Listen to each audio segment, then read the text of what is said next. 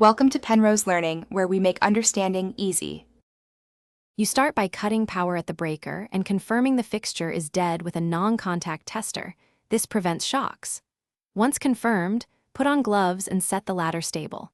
Inspect the tube ends and the holder end caps. The cap near the feed usually houses wiring. Use a small screwdriver to gently pry or depress the clip while supporting the tube. Make short, controlled motions so the holder doesn't snap. Keep screws and small parts in a tray to avoid losing them. Once the tube is free, carefully set it aside on a soft surface.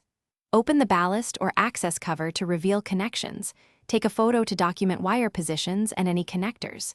Use a screwdriver to remove holder mounting screws, one at a time, while supporting the holder so it doesn't fall. When the holder is loose, pull it away to expose the wire nuts or terminal block. Loosen connectors and separate wires, keeping ends insulated with tape if you'll leave them exposed for a while. With wires disconnected and terminals taped, remove the last mounting screws and lift the holder clear of the wall. Inspect the cavity for debris and cut any old mounting anchors flush. Patch screw holes with appropriate filler, sand smooth once dry, and prime before painting.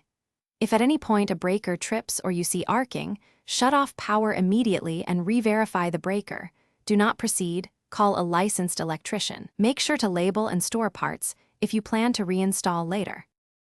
Thanks for watching. If this was helpful, leave a like and consider subscribing. See you next time.